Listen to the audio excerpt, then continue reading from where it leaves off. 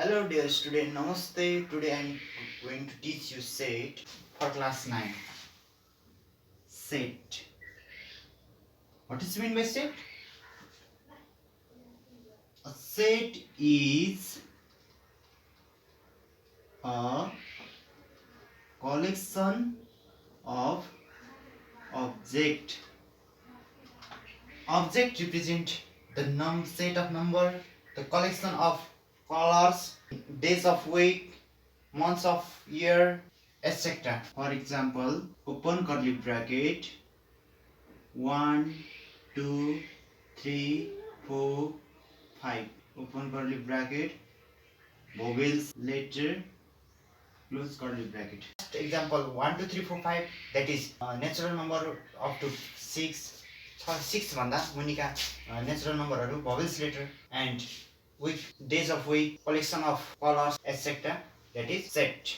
But set represent two ways. First way, Listing or roster method and second way, set builder method. First way, listing method. Look at here. First example 1, 2, 3, 4, 5. यो के हो त भने यो listing form हो, vowels letter. Second example that is set builder form. Listing form and set builder form. Listing फर्ममा के हुँदो रहेछ भने इलिमेन्टहरूलाई लिस्टमा राख्ने गरिन्छ भने सेट बिल्डर फर्ममा डिस्क्राइब गरेर राखिन्छ। जस्तै 1, 2, 3, 4, 5 लिस्टिङ फर्म हो। लिस्टिङ फर्मलाई सेट बिल्डर फर्ममा कसरी राख्ने त भने 1, 2, 3, 4, 5 छ। यो भनेको नेचुरल नम्बर हो। Set of natural number up to 6. Vowel letter यो चाहिँ के हो त सेट बिल्डर फर्म हो। अब यो set builder form vowel letter भनिसकेपछि यसलाई लिस्टमा अब लिस्टिङ मेथडमा कसरी लेखिन्छ, लिस्टमा कसरी लेख्ने भने भोवेल्स लेटरलाई curly bracket A E I O vowels letter already set builder फर्ममा छ। Set builder of vowel letter go listing form A E I O U. Okay, we got details of the set builder form and listing form. Ways of representing set. How many ways? Two ways. First, listing or roster form, and second, set builder form. First, listing or roster form and set builder form. Second, set builder form for the representing set. Representing listing form भने कस्तो भने 1, 2, 3, 4, 5 close curly bracket 1, 2, 3, 4 यो कस्तो number हो भने यो एउटा natural number हो। कति सम्मको? अप टु 6 भन्दा मुनि 5 सम्मको एउटा नेचुरल नम्बर हो। यसलाई सेट बिल्डर फर्ममा के लेख्न सकिन्छ भने we can write set builder form, that is set builder form of the set is a set of natural number up to 6 set builder form. And second, for example, second set builder form, second ma multiples of 2 less than 10. Multiple of 2 less than 10. इसको listing form के हुन्छ त भने 2 1 जा 2, right? 2 2 जा 4, 2 3 जा 6, 2 4 जा 8, 2 5 जा 10. 10 परेन किनभने लेस देन 10 भन्दा तलको नम्बरहरू मात्रै भनेको। त्यसैले हामीले कहाँसम्म पर्ने भयो त 8 सम्म मात्रै पर्ने भयो। 2 4 6 8, that is multiple of 2 less than 10. Set of multiples of 2 less than 10 of that listing form. Next, for example, 1, 2, 3, 4, 5 goes to infinity.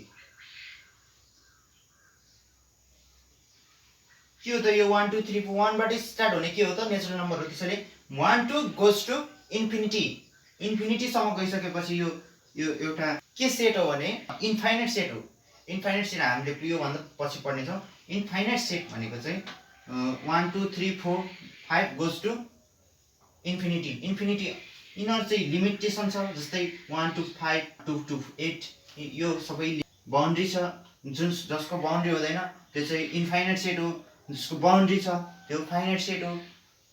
जस्तै यसको बाउन्ड्री छैन, 1 2 3 4 5 goes to infinity, so the set of natural number. Next, for example, 1 3 5 7 goes to infinity, that is odd number. So set builder form मा लेख्दाखेरि के हुन्छ त भने odd number, जस्तै 1 3 7 यति मात्र बाउन्ड्री छ, लिमिटेसन छ। जसको लिमिटेसन छ 1 2 7 लिमिटेसन छ, त्यसैले लिमिटेसन भइसकेपछि यसलाई सेट बिल्डर फर्ममा कसरी लेख्नु त भन्ने odd number of up to 7 up to 8 भन्दा तलका odd नम्बरहरु छन् 1 3 5 7, त्यसैले लेख्न सकिन्छ a set odd number less than 8. So set builder form र लिस्टिङ फर्ममा यस्ता डिफरेन्सहरु छन्। जस्तै लिस्टिङ फर्ममा लिस्ट एलिमेन्टहरुलाई लिस्टमा लेखिन्छ भने सेट बिल्डर फर्ममा यसले डिस्क्राइब गरेर लेखिन्छ। जस्तै मल्टिपल अफ 2 लेस देन 10 भन्दा सानो 2 का मल्टिपल्सहरु के हुन सक्छन् त भने 2 4 6 8। Dear student, be careful listing or roster form and set builder form. Okay, dear student, next now types of set. How many types of set? First being empty set, second being singleton set, third being finite set, and at last infinite set. Empty set, singleton set, and finite set, infinite set. The definition of empty set which has not element, जसको कुनै पनि element हुँदैन or null, त्यसलाई चाहिँ empty set भनिन्छ। Singleton set which has just one element 6 7. Finite set, finite and infinite, most important, be careful. Finite and infinite. Finite set भनेको चाहिँ finite set, for example finite set is countable, त्यसको मेम्बरहरु एलिमेन्टहरु countable हुन्छ भने त्यसलाई finite set. Infinite set is that is 1 2 3 goes to infinity, that is continues to infinity, that is infinite. Finite set is 1 2 3 4, that is finite set. Multiple of 2 up to 40, जसको चाहिँ कुनै limitation छ भने त्यसलाई चाहिँ कुनै सेटको लिमिटेसन छ भने त्यसलाई चाहिँ फाइनाइट सेट भनिन्छ। भने infinite set 1 2 3 goes to infinity, and natural number and multiple of 2, that is infinite set. Okay, empty set फेरि म बुझाउन गइरहेको छु। empty set भनेको खाली कुनै यहाँ कुनै एलिमेन्ट मेम्बर हुँदैन। सिंगलटन सेट भनेको जस्ट वान एलिमेन्ट हुन्छ, जस्तै 6 7 8। फाइनाइट सेट भनेको 1 2 3 जसको लिमिटेसन छ, बाउन्ड्री छ, त्यसलाई फाइनाइट सेट भनिन्छ। मल्टिपल अफ 2 अप टु 40 सम्मको मल्टिपलहरु 2 को मल्टिपलहरु के हुन सक्छ, इन्फाइनाइट नै हो। त्यसैले इन्फाइनाइट सेट 1 2 3 कति हो थाहा छैन, असीमित, अनकाउन्टेबल, गर्न नै नसकिने कति हो, that is infinite set. Natural number and multiple of 2. Okay, यो हामी types of set Next,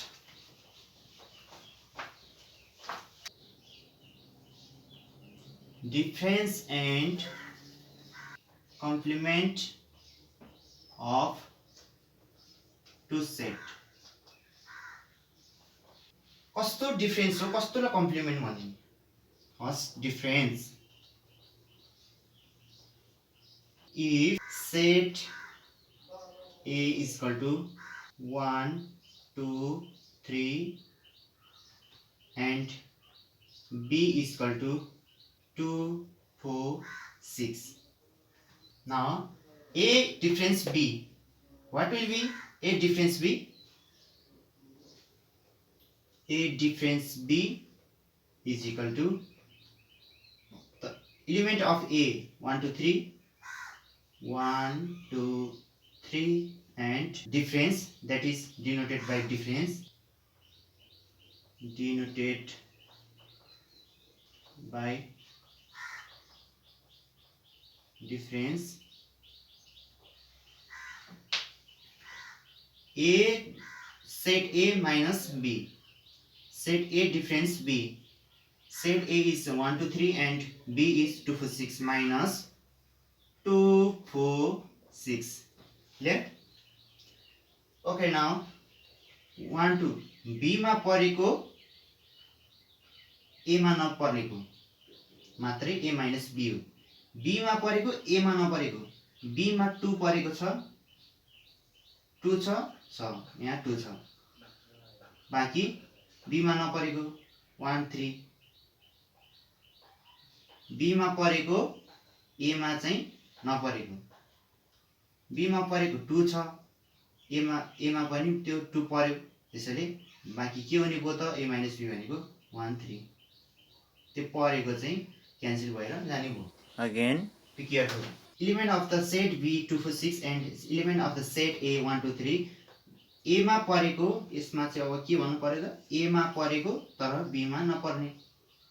A मा परेको के छ, 2 छ, त्यसैले अब 2 2 के भयो, क्यान्सल भयो, त्यसैले A मा परेको B मा नपर्ने के छ, 4 6 4 6, 2 त परेको छ, त्यसैले 2 2 क्यान्सल हुन्छ, 4 6 यो आन्सर B माइनस. अब यसलाई हामीले भेन डायग्रामबाट पनि हेर्न सकिन्छ, जस्तै A minus B. Van diagram now.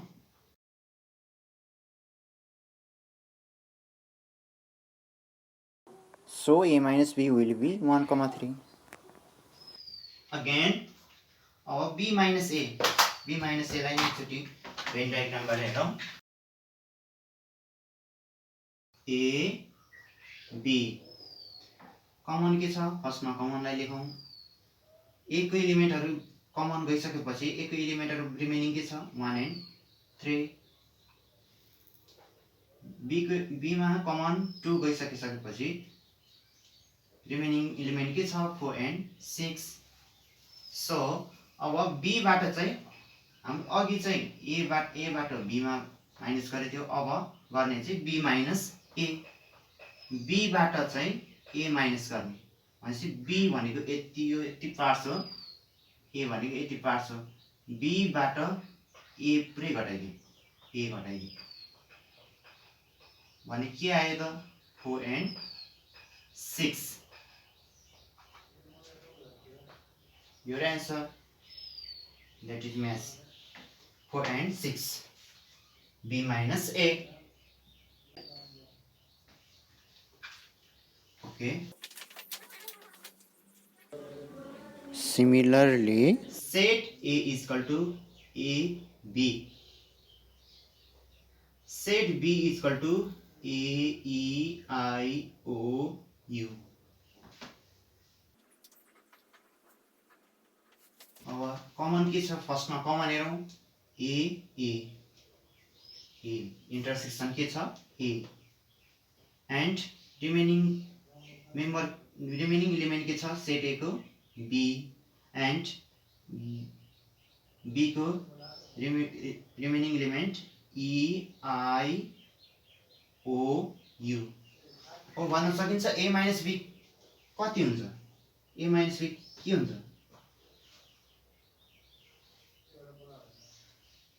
Dear student be careful a minus b a बाट b हटाइदिने difference b from a b लाई चाहिँ a बाट माइनस गरिदियो भने यो पार्ट्स रिमुभ हुन्छ यो पार्ट्स रिमुभ हुँदा बाँकी के बस्यो त भने b बस्यो त्यसैले हामीले यसरी नै हेर्न सकिन्छ ab minus a e i o u b मा परेको र a मा नपर्ने भने सेट b मा भएको इलिमेन्ट a सेट a मा पनि छ त्यसैले b मा भएको इलिमेन्ट a मा पर्नु हुँदैन नपर्ने जति चाहिँ b हो so set a minus b equal to b again set b मा परेको इलिमेन्ट a हो सेट b मा परेको तर a मा नपर्ने इलिमेन्टहरू भनेको मात्रै b हो ओन्ली b त्यसैले a minus b equal to b हुनेछ so set a difference set b will get answer b अब हामी जाउँ next complement of the two set okay dear student goes to complement of two set.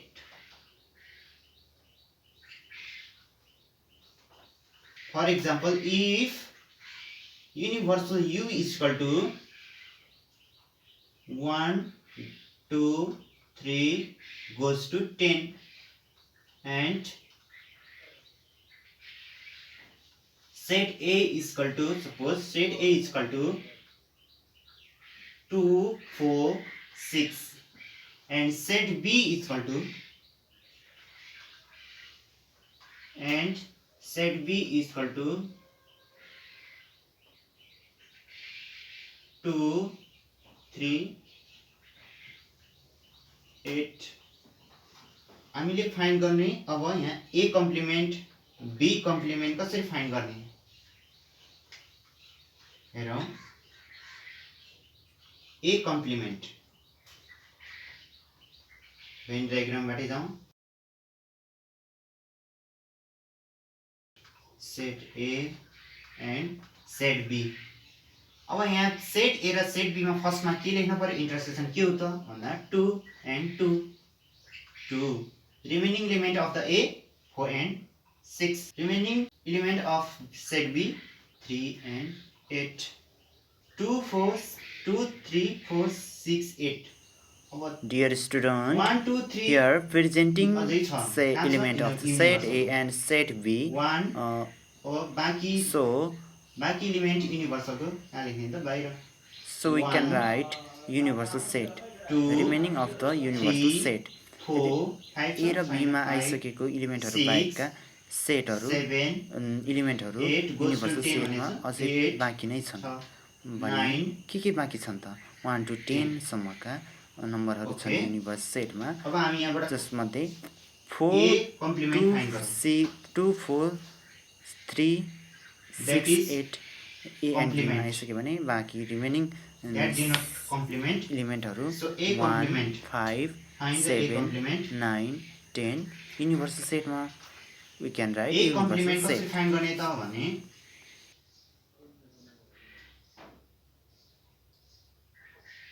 Complement भनेको यो बाहेकका सबै A बाहेकका सबै इलिमेन्टहरूलाई A कम्प्लिमेन्ट डिनोट गर्दछ जस्तै A बाहेकका सबै भनिसकेपछि कुन कुन पर्यो A मा कुन पर्यो कुन इलिमेन्ट पर्यो 4 6 2 A मा पर्ने इलिमेन्टहरू के हो 2 4 6 बाहेकका सबै इलिमेन्टहरू चाहिँ A कम्प्लिमेन्ट हुन् भने अब यसरी फाइन्ड गर्न सकिन्छ A कम्प्लिमेन्ट भनेको U बाट A घटायो भने A कम्प्लिमेन्ट आउँछ त्यसैले हाम्रो फर्मुला के हुने भयो त भने U minus A U भनेको युनिभर्सल 1 2 3 10 हो minus element of set A 246 so अब A मा परेका U मा नपर्ने के हो त यो A मा परेको तर U मा नपर्ने A मा परेको 246 U मा नि 246 नै छ goes to 10 भनेको छ यहाँ A मा U मा A मा 246 छ भने U मा पनि 246 छ A मा परेको U मा नपर्ने भनेपछि 246 नपर्ने भने त्यो त्यसपछि रिमेनिङ के भयो त भन्दाखेरि 1 2 त यही परिरहेछ 3 4 त यही छ 5 6 पनि छ 7 8 9 10 यो त A कम्प्लिमेन्ट हो अब त्यसै गरी निकाल्न सकिन्छ B कम्प्लिमेन्ट पनि U माइनस B जस्तै अर्को पनि फाइन्ड गर्न सकिन्छ A intersection B complement A union B complement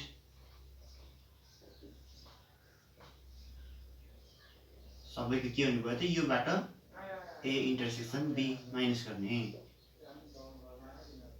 U बाट A युनियन B माइनस गर्ने ओके यसलाई डियर स्टुडेन्ट यसलाई आफै सल्भ गर्न सकिन्छ कम्प्लिमेन्ट भनेको जुन जस्तै A छ भने A बाहेकका सबै इलिमेन्टहरु कम्प्लिमेन्ट A कम्प्लिमेन्ट हुन् जस्तै B छ भने B बाहेकका सबै इलिमेन्टहरु B कम्प्लिमेन्ट हुन् किनभने U माइनस B किन गरेको हो भने U बाट B को इलिमेन्ट घटाइसकेपछि त्यो भनेको B बाहेकका इलिमेन्टहरु आउँछन् त्यसैले B कम्प्लिमेन्ट भनेको U minus B लेख्न सकिन्छ we can write so B complement is U minus B okay